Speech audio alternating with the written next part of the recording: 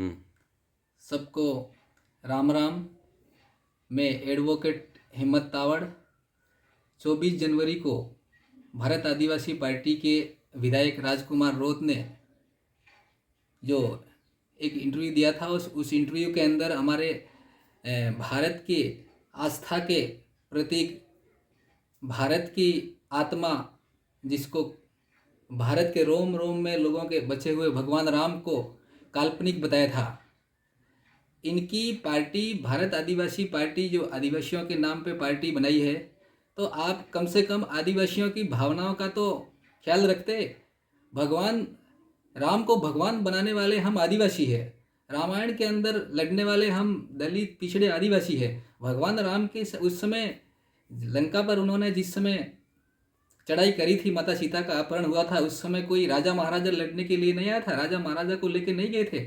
हम सारे आदिवासी उस समय गए थे और रावण को हरा के माता सीता को वापस लाए थे, भगवान राम को जीता के। उसके बाद में राम भगवान कहलाए हम आदिवासियों के कारण। और आप संविधान की बात भी बहुत करते हो। आपने संविधान पढ़ा है क्या? संविधान के भाग 3 को पढ़िए आप।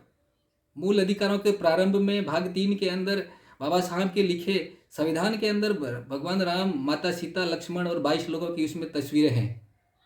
भगवान राम हमारे भारत के नैतिक, राजनीतिक और सांस्कृतिक मूल्यों के आदर्श हैं। आप उसको काल्पनिक बता रहे हैं। आप जैसा आपकी पार्टी के बारे में कहा जाता है, आपकी पार्टी ईसाई, आप पीछे ईसाई मिशनरियों का सपोर्ट है, आपकी पार्टी के पीछे देश विरोधी शक्तियों का सपोर्ट है। आपकी इन बातों से, आपके स्टेटमेंटों से, आपके कार्यों से साफ साफ दिखाई दे रहा है। आपने भगवान राम का अपमान करके, रामायण का अपमान करके हम आदिवासियों की भावनाओं का आहत किया है आपने। मेवाड़ के अंदर 1.25 महीने तक हम, मेरे समाज का भील समाज है, वो गौरी के रूप में महादेव और माँ पार्वती को 1.25 महीने तक उसको सिर पे उठा के उसकी पूजा करता है।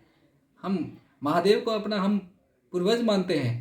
हम तो कहते हैं रामायण को लिखने वाला भी हमारे पूर्वज वालिया भील थे। आप उसको काल्पनिक बता रहे हैं।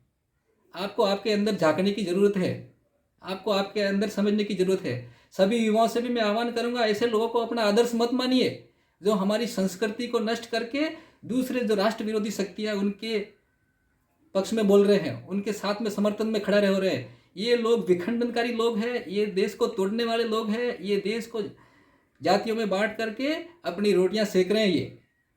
इनको अपना आदर्श नहीं माने सभी युवा, ऐसे लोगों से दूर रहें। ये हमारी संस्कृति, हमारे आदर्शों का अपमान कर रहे हैं। ऐसे लोग हमारे आदर्श नहीं हो सकते हैं। इसलिए मैं सभी युवाओं से भी आह्वान करना चाह रहा हूं कि आप ऐसे पार्टियों से, ऐसे लोगों से दूर रहिए। सबको राम राम।